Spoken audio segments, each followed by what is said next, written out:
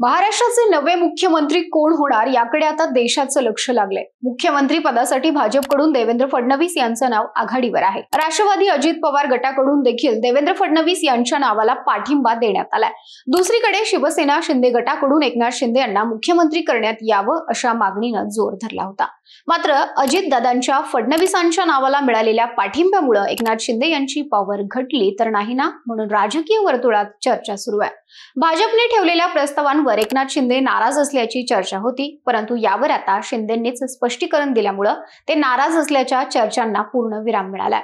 शिवसेना व राष्ट्रवादी काँग्रेसनं आपापले गटनेते निवडले आहेत, परंतु अद्याप भाजपानं त्यांचा गटनेता न निवडल्यानं मुख्यमंत्रीपदी कोण विराजमान होणार यावरून अनेक तर्कवितर्क लावले जातात।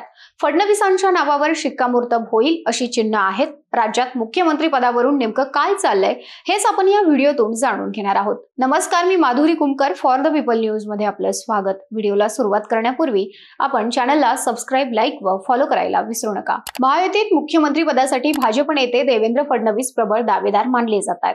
अशातच मुख्यमंत्री पदावरून एकनाथ शिंदे हे नाराज असल्याच्या चर्चा होत्या। त्यांनी पत्रकार परिषद घेऊन आपली भूमिका स्पष्ट केली आहे। तुम्हाला वाटत असेल कुठे घोडं अडलं, मी मोकळा माणूस आहे, मी धरून ठेवणं, ताणून ठेवणं असा माणूस नाही। जो निर्णय पंतप्रधान नरेंद्र मोदी आणि अमित शहा घेतील तो आम्हाला मान्य आहे, असं शिंदेंनी म्हटलंय। त्यानंतर आता भाजपाचा मुख्यमंत्री होणार असे संकेत दिसू लागलेले आहेत। मी लाडका भाऊ हे पद मिळवलं आहे, ही मोठी ओळख आहे। मी मोदींना फोन केला होता, मी त्यांना सांगितलं सरकार बनवताना, निर्णय घेताना मी कुठलीही अडचण आणणार नाही। मला 2.5 वर्ष संधी दिली, आता तुम्ही निर्णय घ्या, तुमचा निर्णय आम्हाला मान्य असेल। एनडीए आणि महायुतीचे प्रमुख म्हणून तुम्ही घेतलेला निर्णय अंतिम असेल। निर्णय घेताना माझी अडचण आहे असं वाटू देऊ नका। तुम्हाला जो निर्णय घ्यायचा तो घ्या, मला मान्य असेल असं मी पंतप्रधान नरेंद्र मोदी आणि गृहमंत्री अमित शहा यांना फोनवरून सांगितलं असल्याचं शिंदे यांनी म्हटलेलं आहे। त्यामुळे आता भाजपचा मुख्यमंत्रीपदाचा मार्ग मोकळा झालाय। त्यानुसार देवेंद्र फडणवीस यांच्या नावावरती शिक्कामोर्तब होईल अशी शक्यता वर्तवली जाते। शिंदेंनी जरी मुख्यमंत्री पदावरचा दावा सोडून दिला असला तरी तो सहज सोडला नाही अशी ही चर्चा आहे।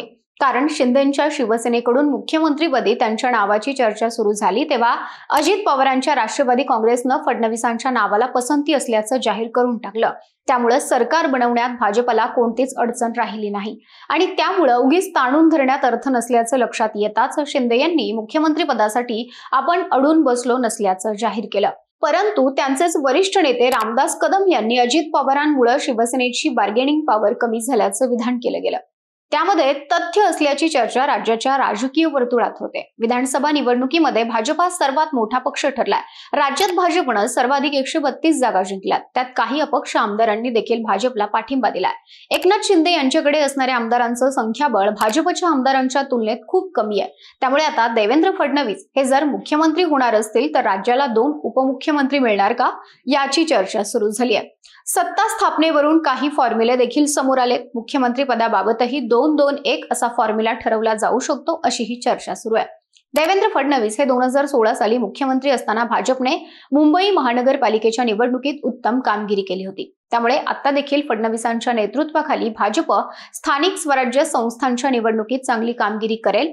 एकनाथ शिंदे उपमुख्यमंत्रीपदी राहून त्यामध्ये योगदान देऊ शकतात असाही एक मतप्रवाह आहे। एकनाथ शिंदे आणि देवेंद्र फडणवीस यांच्यासोबत अजित पवार यांनाही मुख्यमंत्री पदाची संधी मिळू शकते। यासाठी आणखी एका नव्या फॉर्म्युल्याचीही जोरदार चर्चा आहे।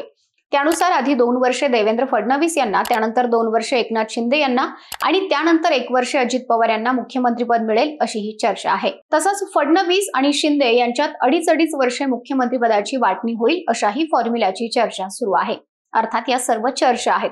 मुख्यमंत्री पदाचा नेमका कोणता फॉर्म्युला निश्चित ठरवला जाणार हे लवकरच समोर येईल। पण सध्या एकनाथ शिंदे यांनी मुख्यमंत्री पदाच्या शर्यतीतून माघार घेतली असल्याचं संकेत जे आहेत ते स्पष्ट झाले। आता सस्पेन्स उरला आहे तो कोणाकडे कोणतं खातं जाणार याचा। एकनाथ शिंदे यांना कोणती जबाबदारी दिली जाणार यासह अजित पवार यांच्याकडेही कोणती खाती येणार हे पाहणं महत्त्वाचं राहील। याबाबतचा जो अंतिम निर्णय तो लवकर समोर येईल। तुम्हाला महायुतीत सत्ता स्थापनेवरून सुरू असलेल्या या वेगवान हालचालींबाबत काय वाटतं? तुमचं मत कमेंट करून सांगा। व्हिडिओ आवडल्यास लाईक करा आणि फॉर द पीपलला सबस्क्राइब, लाईक व फॉलो करायला विसरू नका।